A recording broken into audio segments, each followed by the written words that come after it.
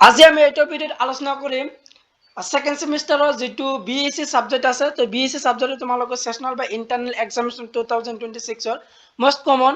question and answer তো তোমালোকে sessional বা ইন্টাৰনাল এক্সামিনেশনৰ কাৰণে তোমালোকে কমন কোশ্চেন আনসাৰ খিনি চাই লোৱা তোমালোকে সেশনাল বা ইন্টাৰনাল এক্সামিনেশনৰ কাৰণে FYUGP BA BC BCom second semester subject value added course BAC environmental assessment and education sessional by internal assessment examination 2026 common question and answer তো এইটো আছিল যে BA BC BCom যিসকল ছাত্ৰছাত্ৰী এবাৰ সেকেন্ড সেমিস্টাৰ পঢ়ি আছে তেওঁলোকৰ ভ্যালু এডেড কোৰ্স BAC যেটো subject environmental assessment and education subject আছে সেই সাবজেক্টত তোমালোকৰ সেশনাল বা ইন্টাৰনাল এক্সামিনেশন 2026 ৰ কাৰণে most common question and answer sessional বা ইন্টাৰনাল এক্সামিনেশনৰ কাৰণে আৰু তোমালোকৰ যেটো সেশনাল বা ইন্টাৰনাল এক্সাম দিবা তো সেই এক্সামিনেশনত তোমালোকৰ ফুল মাৰ্কস হ'ব 20 মাৰ্কসৰ BAC সাবজেক্ট আৰু টাইমটো কিমানটা থাকিব 1 আৱাৰ্স তো আহা তোমালোকে কমন কোশ্চেন কেইটা চাই লোৱা তো তোমালোকৰ এক নম্বৰত কেনেটা থাকিব তো তোমালোকৰ এক নম্বৰত থাকিব যে তলৰ প্ৰশ্নসমূহৰ উত্তৰ কৰা 1 into 5 equal 5 তো তোমালোকৰ এক নম্বৰ কোশ্চেন থাকিব 1 মাৰ্কসৰ তো 1 মাৰ্কসৰ 5টা প্ৰশ্ন লিখিব লাগিব তো যেহেতু তোমালোকৰ বহুকেইটা প্ৰশ্ন দিয়া থাকিব তাৰ ভিতৰত যিকোনো 5খন প্ৰশ্ন লিখিব লাগে তো এক নম্বৰৰ কাৰণে কোনখিনি ইম্পৰ্টেন্ট আছে এখিনি চোৱা তো এই নম্বৰটো হল যে জৈৱ বৈচিত্ৰ্য শব্দটো প্ৰথমে কোন আগবঢ়াইছিল ভেৰি ভেৰি ইম্পৰ্টেন্ট হয় তোমালোকৰ 2026 ৰ কাৰণে তাৰ উত্তৰটো কি হ'ব অল্টাৰ জি ৰচন 1985 ত কি কৰিছিল যে জৈৱ বৈচিত্ৰ্যটো শব্দটো প্ৰথমে আগবঢ়াইছিল তাৰপিছত বি নম্বৰটো আছে ভাৰতবৰ্ষত বন্যপ্ৰাণী সুৰক্ষা আইন কেতিয়া প্ৰৱৰ্তন হয় এইটো ইম্পৰ্টেন্ট আছে তোমালোকৰ কাৰণে আৰু উত্তৰটো কি হ'ব 1972 চনত ভাৰতবৰ্ষৰ বন্যপ্ৰাণী সুৰক্ষা আইন কি কৰিছিল প্ৰৱৰ্তন কৰিছিল তাৰপিছত তোমালোকৰ নেক্সটত ইম্পৰ্টেন্ট আছে সি নম্বৰটো বৰ্তমান বিশ্বৰ কিমানখন ৰাষ্ট্ৰক বৃহৎ জীৱ বৈচিত্ৰ্য ৰাষ্ট্ৰ হিচাপে চিনাক্ত কৰা হৈছে তো কিমানখন কৰিছে 17খন যে বৰ্তমান বিশ্বৰ 17খন ৰাষ্ট্ৰক বৃহৎ জীৱ বৈচিত্ৰ্য ৰাষ্ট্ৰ হিচাপে কি কৰিছে চিনাক্ত কৰা হৈছে তাৰপিছত শিকিবা যে 2 নম্বৰটো পৰিবেশৰ ওপৰত লিখা সাইলেন্ট স্প্ৰিং নামৰ কিতাপখন কোনে লিখিছিল ভেৰি ইম্পৰ্টেন্ট আছে এই প্ৰশ্নটো তোমালোকৰ 2026 বৰৰ কাৰণে সেশনাল বা ইন্টাৰনাল এক্সামিনেশন সেকেন্ড সেমিস্টাৰৰ তাৰ উত্তৰটো কি হ'ব ৰাছেল কাৰ্সন আছিল কি পৰিবেশৰ ওপৰত লিখা সাইলেন্ট স্প্ৰিং নামৰ কিতাপখনৰ লিখক তাৰপিছত শিকিবা ই নম্বৰটো আছে পৃথিৱীৰ কোনখন ৰাষ্ট্ৰত সৰ্বপ্ৰথম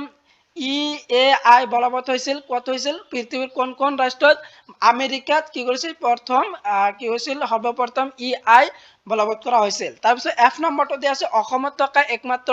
ৰামচাৰ স্থলীখনৰ নাম লিখা তো এইটো যেহেতু তোমালোকৰ ভেৰি ইম্পৰ্টেন্ট আছে এই বৰ্গৰ কাৰণে তোমালোকে এইটো শিকিবাই যে অসমত থকা একমাত্ৰ ৰামচাৰ স্থলীখনৰ নাম লিখা এনেদৰে আহিব পাৰে প্ৰশ্নটো তেনেহলে এই প্ৰশ্নটো যদি আহে তোমালোকৰ এনসাৰটো কি হ'ব দীপৰ বিল আছিল অসমত থকা একমাত্ৰ ৰামচাৰ স্থলীখনৰ নাম তাৰপিছত জি নম্বৰটো দিয়া আছে নেক্সট ইম্পৰ্টেন্ট EAI এৰ ফুল ফৰ্ম কি তো EAI ফুল ফৰ্মটো আহিবলৈ এবাৰ চান্স আছে তোমালোকৰ ইয়াৰ উত্তৰটো কি হ'ব এনভায়ৰনমেন্টাল ইমপ্যাক্ট অ্যাসেসমেন্ট আৰু তোমালোকৰ 23 নম্বৰটো দিয়া আছে যে 23 নম্বৰ প্ৰশ্ন নম্বৰ পৰিবেশ সুৰক্ষা আইন কেতিয়া প্ৰৱৰ্তন হয় আৰু উত্তৰটো কি হ'ব 1986 চনত কি হৈছে পৰিবেশ সুৰক্ষা আইন প্ৰৱৰ্তন হৈছিল তাৰপিছত তোমালোকৰ আই নম্বৰটো দিয়া আছে নেক্সট ইম্পৰ্টেন্ট প্ৰশ্ন তোমালোকৰ যেটো এইবিলাক আছিল এক নম্বৰৰ কাৰণে আই নম্বৰটো ইম্পৰ্টেন্ট আছে যে জীৱ বৈচিত্ৰ্য শব্দৰ জনক কাক কোৱা হয় এইটো ইম্পৰ্টেন্ট আছে ইট ওয়াট উইলসনে কি কৈছিল জীৱ বৈচিত্ৰ্য শব্দৰ জনক বুলি কোৱা হয় তাৰপিছত তোমালোকৰ হেকৰ প্ৰশ্নটো হল এক নম্বৰৰ 1 মাৰ্কছৰ কাৰণে তোমালোকৰ হেকৰ প্ৰশ্ন যে নম্বৰটো আছে বিশ্বৰ আটাইতকৈ ডাঙৰ উদ্ভিদ উদ্যানখনৰ নাম কি তো বিশ্বৰ আটাইতকৈ ডাঙৰ উদ্ভিদ উদ্যানখনৰ নাম কি আছিল আৰু উত্তৰটো কি ইংল্যান্ডৰ কিউত অৱস্থিত ৰয়েল বটানিক গাৰ্ডেন তো কত আছিল যে ৰয়্যাল বটানিক গাৰ্ডেন আছিল বিশ্বৰ আটাইতকৈ ডাঙৰ উদ্ভিদ উদ্যানখনৰ নাম আৰু এইটো কত আছে ইংল্যান্ডৰ কত অৱস্থিত এই উদ্ভিদখন তো তোমালোকৰ এই এৰ পৰা যি যে লৈকে তোমালোকৰ যিবিলাক প্ৰশ্ন দিয়া আছে তো এইবিলাক তোমালোকে এক নম্বৰৰ কাৰণে কিবা তো এইখিনি শিকিলে তোমালোকৰ এক মাৰ্কৰ কাৰণে তোমালোকে হৈ যাব তো এইবিলাক আছিল 1 মাৰ্কছৰ মোস্ট ইম্পৰ্টেন্ট এতিয়া তোমালোকৰ 2 নম্বৰ কেনেটা থাকিব তো 2 নম্বৰ প্ৰশ্ন তোমালোকৰ থাকিব যে কোশ্চেন নম্বৰ 2 এনেদৰে থাকিব যে চমুকৈ উত্তৰ দিয়া 2 into 5 equal 10 তো তোমালোকৰ 2 নম্বৰ প্ৰশ্ন থাকিব তোমাৰ 2 মাৰ্কছৰ প্ৰশ্ন 5 কিটা লিখিব লাগিব টোটাল 10 মাৰ্কছৰ আহিব তো 2 মাৰ্কছৰ কাৰণে কোন কেতিয়া ইম্পৰ্টেন্ট হয় তোমালোকৰ কাৰণে হেবিলাক চোৱা তো তোমালোকে এই নম্বৰটো আছে ৰামচৰ স্থলী কাক বোলে তো ৰামচাৰ স্থলী কাক বোলে অসমত থকা একমাত্ৰ ৰামচাৰ হ'ব এইটো হ'ব তোমালোকৰ ৰামচাৰ স্থলীটোৰ নাম কি তো এইটো শিকিবা তাৰপিছত তোমালোকৰ বি নম্বৰটো দিয়া আছে যে জৈৱ বৈচিত্ৰ্য কি স্তৰত বাস কৰা হয় ভেৰি ইম্পৰ্টেণ্ট প্ৰশ্ন নম্বৰ ভি 2 মাৰ্কছৰ কাৰণে যে তোমালোকৰ যে জৈৱ বৈচিত্ৰ্য কি জৈৱ বৈচিত্ৰ্য কি স্তৰ ভাগ কৰা হয় বা ভাগ কৰিব পাৰি তো ইয়াৰ বিষয়ে আহিব পাৰে তো তোমালোকে এইটো শিকিবা তাৰ পিছত শিকিবা যে সি নম্বৰটো যে উষ্ণ জীৱ বৈচিত্ৰ্য অঞ্চল বুলিলে কি বুজা তো উষ্ণ জীৱ বৈচিত্ৰ্য অঞ্চল বুলিলে কি বুজা ভাৰতত উষ্ণ জীৱ বৈচিত্ৰ্য অঞ্চল 4খন কি তো যেহেতু ভাৰতৰ উষ্ণ জীৱ বৈচিত্ৰ্য 4খন আছে অঞ্চলখন এই অঞ্চলখনৰ নামটো আহিবলৈ চান্স আছে তোমালোকে এইটো শিকিবাই তোমালোকে 2 মাৰ্কৰ কাৰণে তোমালোকে সি নম্বৰটো ইম্পৰ্টেন্ট আছে নেক্সট ইম্পৰ্টেন্ট প্ৰশ্ন নম্বৰ তোমালোকৰ ডি নম্বৰটো যে পাৰিৱেশিক প্ৰভাৱ মূল্যায়ন চমুকৈ আই এৰ দুটা উদ্দেশ্য লিখা তো তোমালোকৰ পাৰিৱেশিক প্ৰভাৱ মূল্যায়নৰ দুটা উদ্দেশ্য আহিব পাৰে তো কিহৰ কাৰণে এইটো গঠন কৰা হৈছিল আৰু উদ্দেশ্য আহিব এইটো কিবা ই নম্বৰটো হ'ল যে পাৰিৱেশিক ব্যৱস্থাপনা পৰিকল্পনা EMP বুলিলে কি বুজায় ইয়াৰ প্ৰধান উদ্দেশ্য কি এইটো কিবা আৰু ইয়াৰ ফুল ফৰ্মটো তোমালোকে জানি লবা EMP ৰ ফুল ফৰ্মটো এইটো কি আছিল এইটো তোমালোকে জানি লবা তো তোমালোকৰ 2 মাৰ্কছৰ কাৰণে 5খন প্ৰশ্ন দি আছে 5খন শিকিবা 5খন মোষ্ট ইম্পৰ্টেন্ট আছে তো তোমালোকৰ 2 মাৰ্কছৰ কাৰণে এইখিনি শিকিলে হল হৈ যাব তাৰ পিছত তোমালোকৰ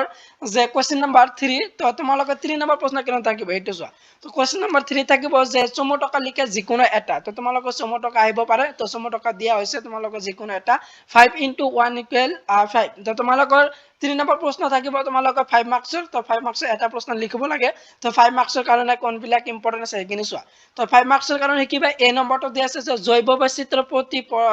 প্ৰদান ভাবুকি সমূহৰ কি তো জৈৱ বৈচিত্ৰ্যৰ প্ৰতি প্ৰদান ভাবুকি সমূহৰ কি আছিল ইয়াৰ বিষয়ে আলোচনা কৰা আহিব পাৰে তো তোমালোকে এইটো শিকিবা 5 মাৰ্কছৰ কাৰণে তাৰপিছত তোমালোকৰ বি নম্বৰটো আছে মানুহ আৰু বন্যজীৱৰ মাজৰ সংঘাত এইটো ইম্পৰ্টেন্ট আছে যেহেতু এই প্ৰশ্নটো যোৱা বৰ্গত আহিছে তোমালোকৰ কাৰণে 2026 বৰ্গৰ কাৰণে যেহেতু তোমালোকে এই মাহতে এক্সাম দিবা তো তোমালোকৰ কাৰণে মোষ্ট ইম্পৰ্টেন্ট আছে যে মানুহ আৰু বন্যজীৱৰ মাজত সংঘাত কিয়নেকৈ হয় তো ইয়াৰ বিষয়ে আলোচনা কৰা এইটো আহিব পাৰে এইটো 5 মাৰ্কছৰ কাৰণে শিকিবা তাৰপিছত তোমালোকৰ সি নম্বৰটো দি আছে যে পাৰিৱেশিক প্ৰভাৱ মূল্যায়ন